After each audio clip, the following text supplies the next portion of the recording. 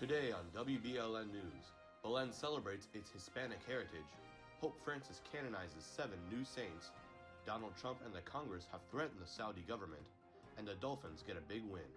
All this and more coming up right now.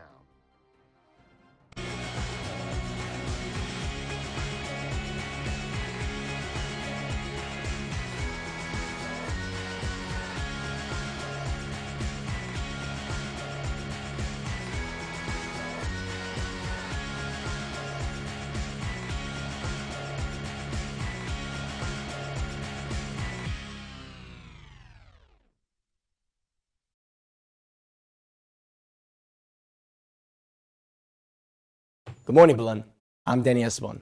And I'm Mario Fernandez, and welcome to this edition of WBLN for October 15th, 2018.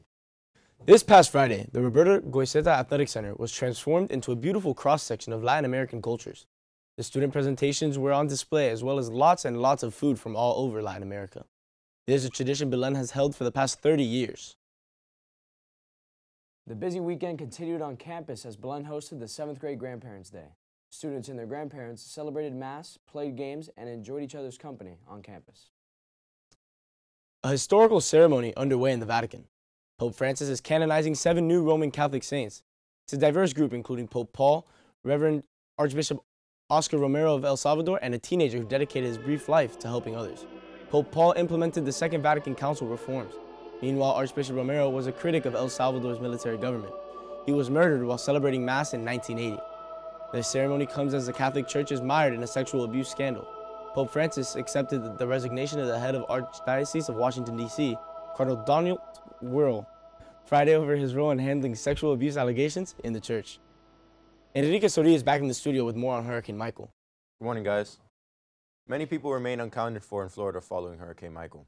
Today, workers will face the dangerous task of shifting through piles of debris and rubble as the crews search for loved ones. Florida's governor and the Federal Emergency Management Agency's administrator will tour the communities most impacted by Hurricane Michael. We have 11,000 people registered for FEMA right now. We just had a conversation about how fast the FEMA resources will come out. We've got local law enforcement from all around the state. They're come into their impacted counties to make sure people are safe.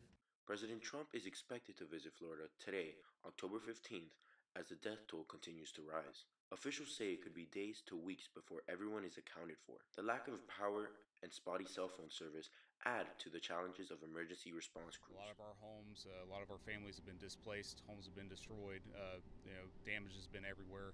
So we're having to deal with that as we're dealing with this incident as well.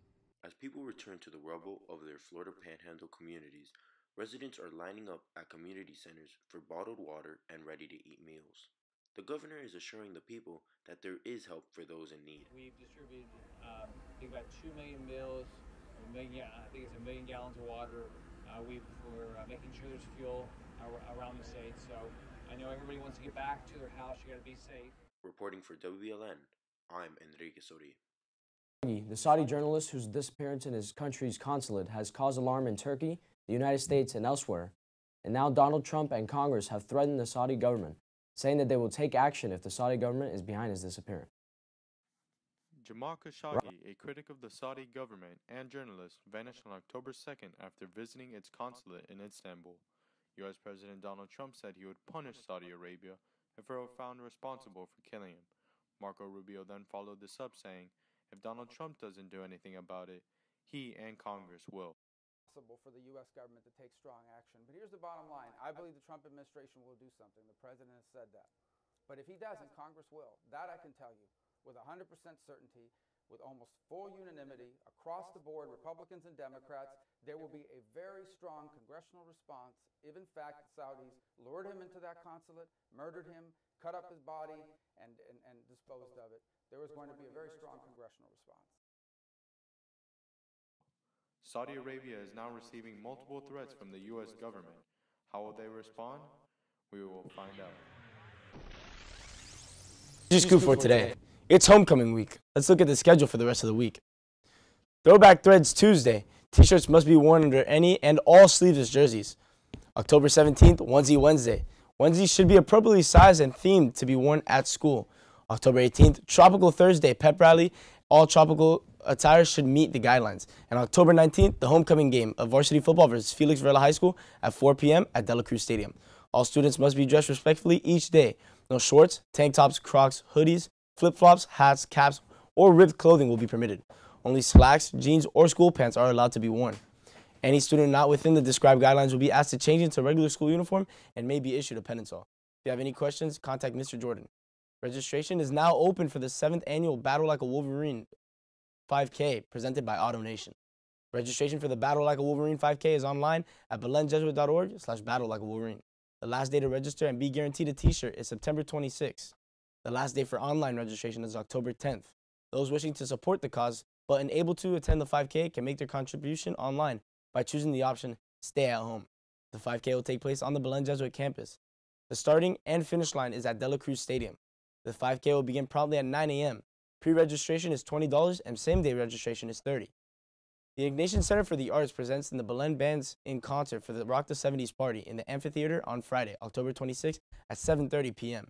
Pre-sale tickets can be bought for $12 online at belenjesuit.org/rocatheater or at the door for $15. Here's who we meet up after school. Mod UN Middle School Novice Training will meet today at 3 p.m. in room E202. The Senior Thespian Troop 4666 meets today at 3 p.m. The Archery Club will meet tomorrow at 3:30 p.m. at the Little Abner Foundation. Now stay with us as we bring you weather and sports after these messages.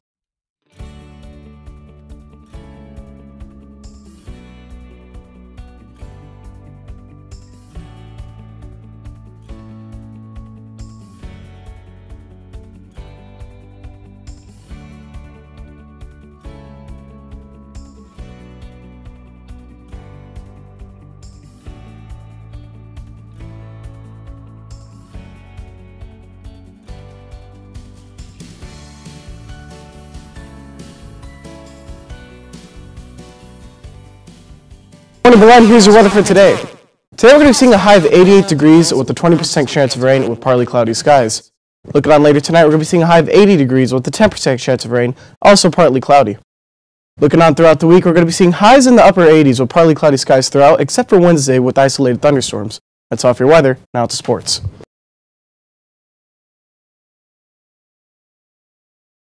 Your Belen Wolverines took on the Braddock Bulldogs last Friday in a big district game at Tropical Park. The Wolverines found the end zone 7 times, making this their most points in a single game. While the defense held them to 29 points, scoring for the Wolverines were Don Chaney with 3 touchdowns, Nate Payne with 1, and Ryan Bertrand each scored as well. Final score, Wolverines 49, Bulldogs 29. Belen plays Varela this Friday for homecoming. Team is now 3-0 in the district.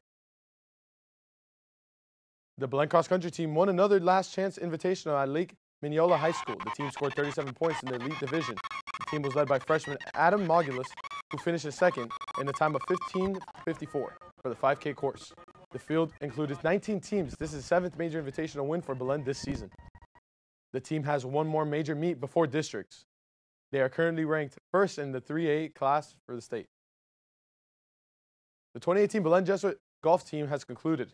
Each team finished with the following record. The varsity finished 7-0, JV 2-4, and middle school 9-0.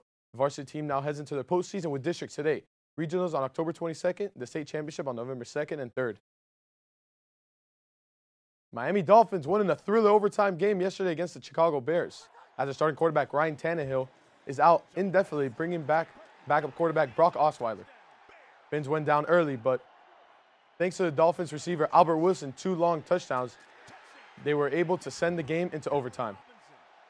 While it looked like the Fins would pull it off, Kenny Drake fumbles at the 1-yard line, giving the Bears one more chance to win it off. Cody Parkey's kick sailed wide right, but the Dolphins kicker Jason Sanders came through with a 47-yard field goal, giving the Dolphins a 31-28 win. Go Fins. The Miami Heat are heading into their season opener Wednesday against Orlando Magic, where they will face Mo Bamba. That's all for sports. Now back to you guys at the desk.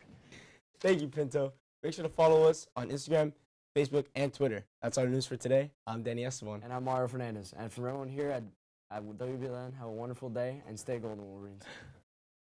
Man, great show. This was awesome.